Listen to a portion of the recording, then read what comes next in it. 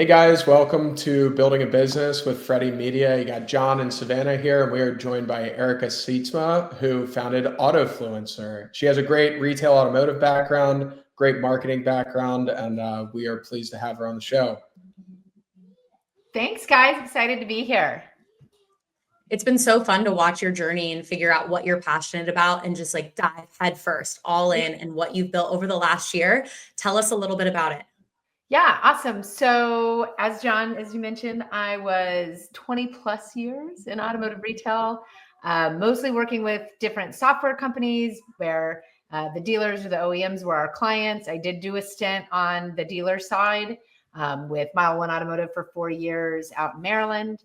And, it's a lot of time, pretty much straight out of college into retail. And after about 20 years, the passion was kind of like waning. Like I knew there was something else out there still related to automotive though. I do love automotive. I've always kind of had a passion for it since I started in it. And Savannah, as you say, like when I get into something, I'm head first, I dive right in. And, so kind of took some time off to figure out where is it that I wanted to go. And it was actually my husband who used to be in the aftermarket. He was with Motor Trend for almost 20 years.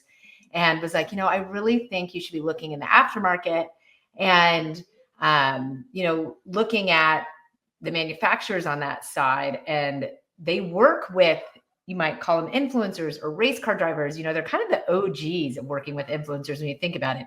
They've pretty much been sponsoring race car drivers since their companies all began because they had such lean marketing budgets. That's how they got the word out, right? It was this true guerrilla marketing.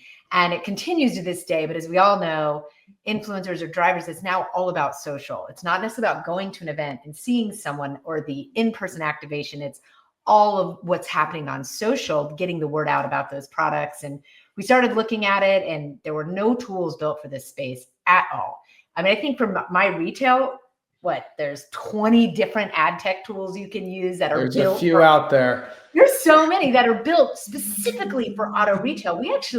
Everybody says like, oh, we're so behind, or that industry, so behind. No, it's not actually. We have so many niche specific tools built for automotive retail. So coming over to the aftermarket, there's like very few niche specific tools built for this industry, and they need it desperately.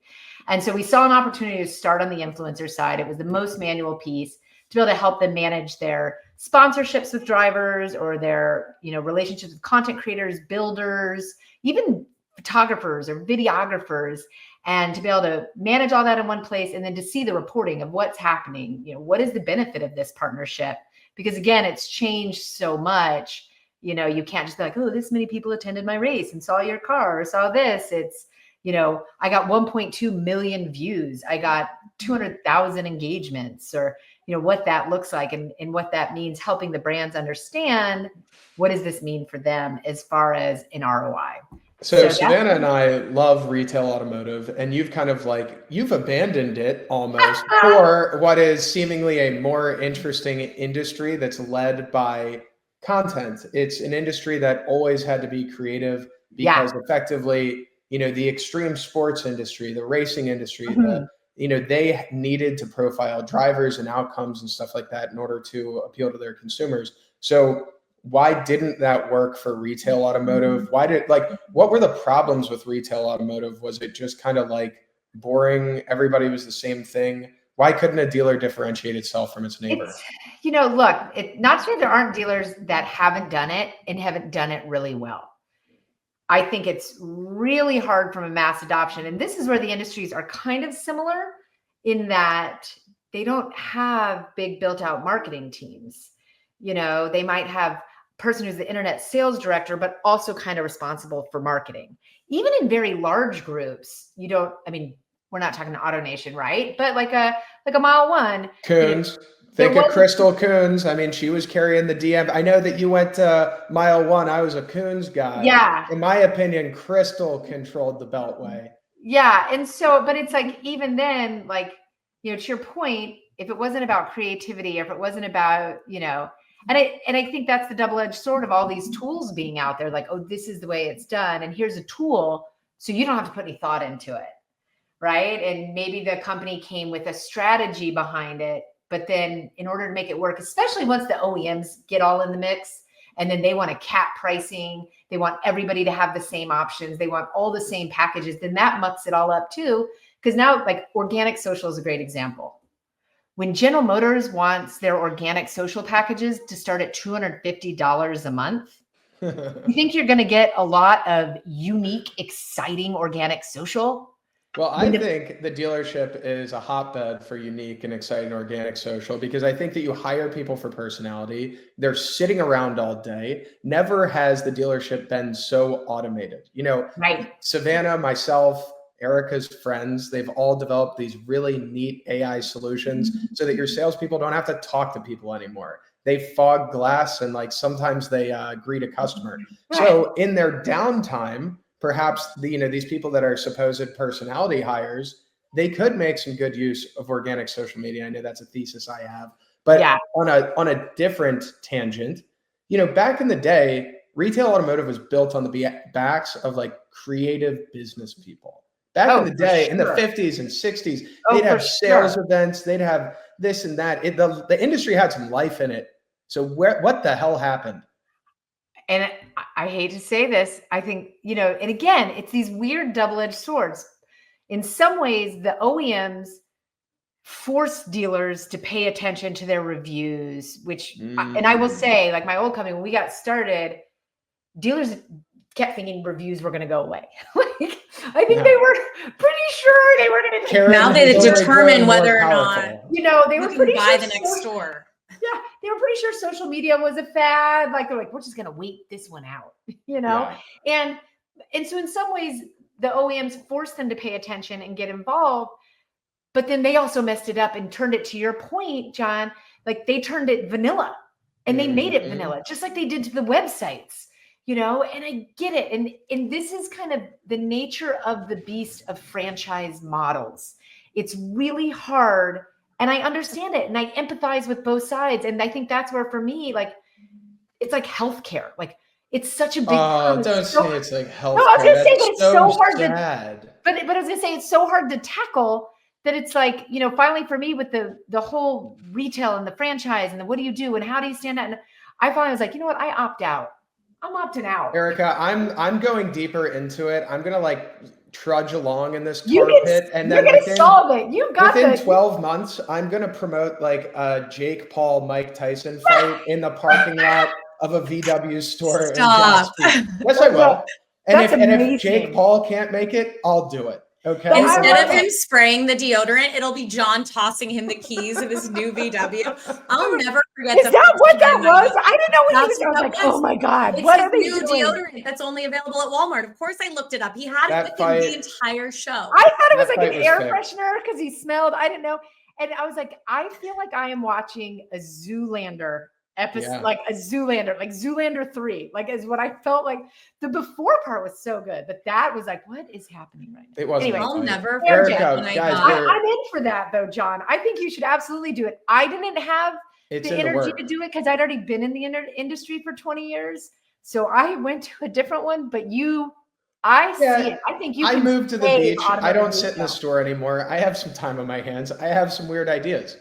Erica, tell us about Autofluencer. If you can give us 2 minutes, why the hell did you leave like a nice career and go out on a limb and start your own business? And what does it do?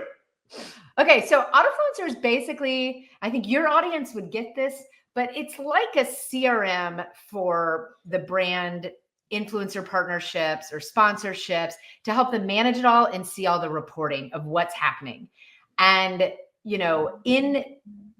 in that space, those manufacturers, like our average client brand partner is what we call them. Our average brand partner who's subscribing to Autofluencer has between 30 to 60 influencers or content creators or race car drivers that they sponsor or partner with. That's a lot of humans that are supposed to be doing something for them every month or every couple of months.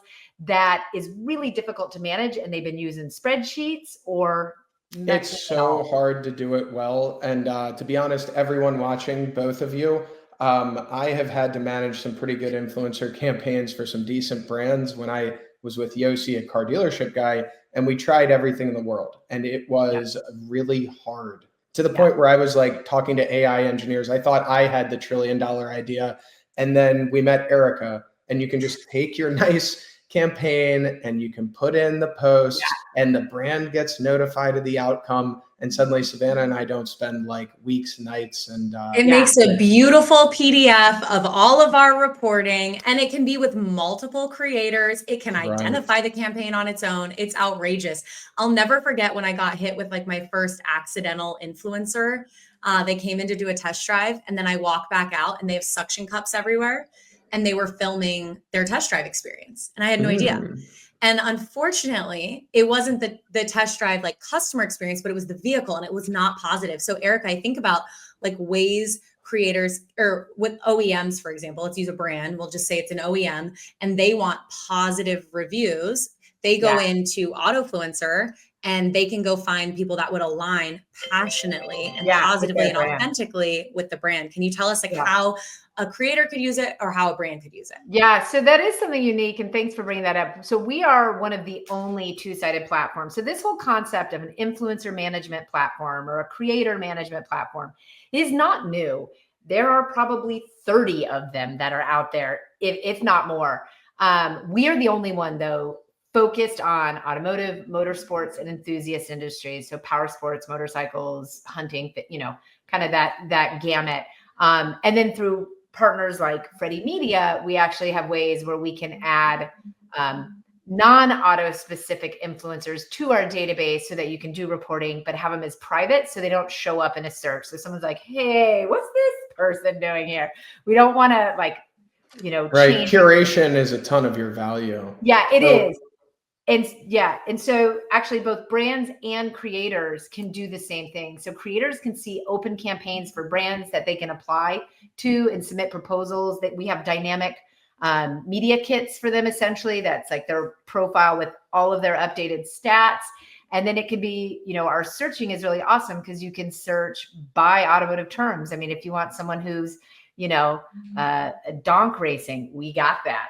We do, and we all know Sage Donk. We all, friend of the program. People, But hey guys, like I'm really interested, Erica. Maybe wrap up with this. Tell us about founding a business. I'm sure it couldn't have been easy, but what is like the coolest like moment or outcome you've had? Like, have you met anybody really cool or anything like that?